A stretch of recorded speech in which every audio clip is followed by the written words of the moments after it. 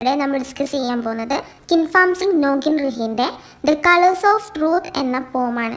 വീഡിയോയിലേക്ക് പോകുന്നതിന് മുന്നായിട്ട് ആദ്യമായിട്ടാണ് നിങ്ങൾ ഈ ചാനൽ കാണുന്നുണ്ടെങ്കിൽ ചാനൽ തീർച്ചയായും സബ്സ്ക്രൈബ് ചെയ്ത് സപ്പോർട്ട് ചെയ്യാം. അപ്പോൾ നമുക്ക് ഒട്ടും ലേറ്റ് ആക്കാതെ തന്നെ നമ്മുടെ വീഡിയോയിലേക്ക് കിടക്കാം. ആദ്യം നമുക്ക് ഇദ്ദേഹത്തെ പറ്റിയിട്ട് നോക്കാം. കിൻഫാം Sing നോഗിൻ റിഹ്, Indian English poet. Kimpharm Singh Nohing Rikh belongs to the northeastern state of Meghalaya. He is from the Khashi tribe and writes both in Khashi and in English. He teaches literature in the Northeastern Hills University, Shillong. He is the author of Around the Hearth, Kashi Legends, and is the co-editor of Dancing Earth, an anthology of poetry from Northeast India. He has also published plays, and his most recent one is Manik, a play in 5 acts. Indian English കവി കിൻഫാം സിംഗ് നോഗിൻ റിഹ് വടക്ക് കിഴക്കൻ സംസ്ഥാനമായ മേഘാലയയിൽ നിന്നുള്ള ആളാണ്. ഖാസി ഗോത്രത്തിൽ നിന്നുള്ള അദ്ദേഹം ഖാസിയിലും ഇംഗ്ലീഷിലും എഴുതുന്നു. ഷില്ലോങ്ങിലെ നോർത്ത് ഈസ്റ്റേൺ ഹിൽ യൂണിവേഴ്സിറ്റിയിൽ സാഹിത്യം പഠിപ്പിക്കുകയാണ് ഇദ്ദേഹം.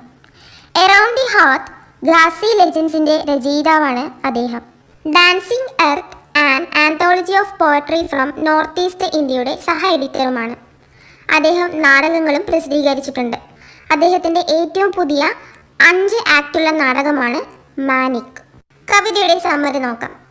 A siesta phone call oozes friendly warnings.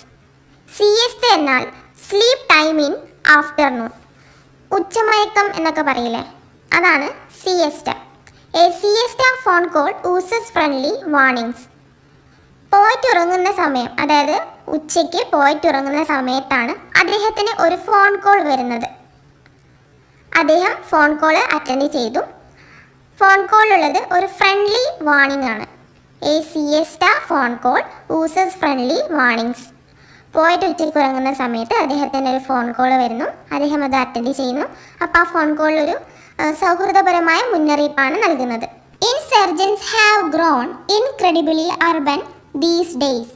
The question is, must we subterfuge to shield a pedagogic stooge. Insurgents എന്നാൽ കലാപകാരികൾ. കലാപകാരികൾ അർബൻ പ്രദേശത്ത് പെട്ടെന്ന് തന്നെ വളർന്നു.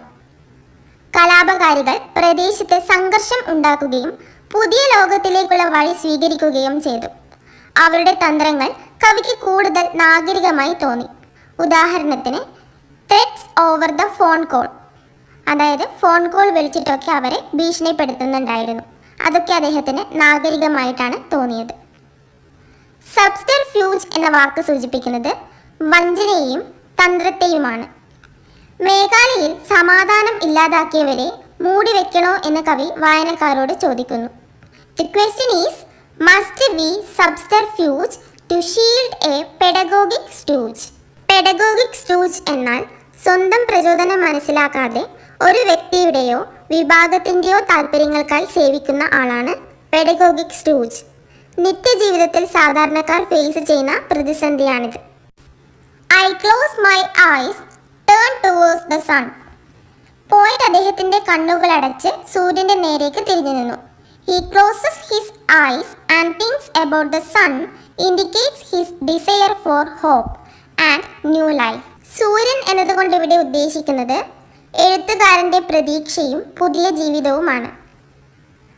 The color I see is disgorging blood. I close my eyes, shade them with my palms. The color I see is life erasing black. കവി ഇപ്പോൾ അദ്ദേഹത്തിൻ്റെ കണ്ണുകൾ കൈപ്പത്തി കൊണ്ട് പൊത്തിപ്പിടിച്ചിരിക്കുകയാണ്. അപ്പോൾ അദ്ദേഹം കണ്ട നിറം കറുപ്പാണ്. കലാപകാരികളുടെ പ്രവർത്തനം പ്രദേശത്തുള്ള ആളുകളുടെ ജീവൻ തന്നെ ഇല്ലാതാക്കുന്നതിലേക്ക് നയിച്ചു. ലൈഫ് ഇറേസിംഗ് ബ്ലാക്ക് എന്നാൽ ആ പ്രദേശത്തുള്ള കലാപം കാരണം ആ പ്രദേശത്തുള്ള ആളുകളുടെ ജീവൻ തന്നെ നഷ്ടമായി. ഇവിടെ ബ്ലഡ് എന്ന് സൂചിപ്പിക്കുന്നത് ലൈഫിനെയും ബ്ലാക്ക് എന്ന് സൂചിപ്പിക്കുന്നത് മരണത്തെയുമാണ്.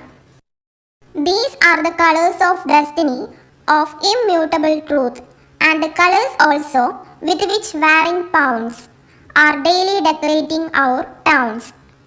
രക്തത്തിൻ്റെ നിറത്തെയും മരണത്തിൻ്റെ അന്ധകാരത്തെയും കവി ഇവിടെ സൂചിപ്പിക്കുന്നു. ഇവ ഡെസ്റ്റിനിയുടെ നിറങ്ങളാണ്. He calls it the immutable truth. അവൻ അതിനെ മാറ്റമില്ലാത്ത സത്യം എന്ന് വിളിക്കുന്നു. വാരിംഗ് പൗണ്ട് എന്നാൽ യുദ്ധം ചെയ്യുന്ന ആളുകൾ. ഇവരെ നമുക്ക് പപ്പറ്റ് പെസെന്റ് എന്ന് വിളിക്കാം, അതായത് പാവകൾ. യുദ്ധം ചെയ്യുന്ന ആളുകളെല്ലാം പാവകളാണ് എന്നാണ് ഇദ്ദേഹം പറയുന്നത്. കാരണം യുദ്ധം ചെയ്യുന്ന ആളുകൾ ഒരിക്കലും സ്വന്തം ആവശ്യത്തിന് വേണ്ടിയല്ല യുദ്ധം ചെയ്യുന്നത്.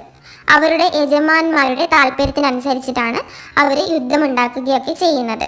അധികാരികൾ സൃഷ്ടിക്കുന്ന സംഘടനകൾ കാരണം സാധാരണക്കാർ എങ്ങനെ ജീവിതത്തെയും മരണത്തെയും അനുദിനം നേരിടേണ്ടി വരുമെന്ന് കവി അവസാന വരിയിൽ പറയുന്നു. ഇതോടെയാണ് കവിത അവസാനിക്കുന്നത്.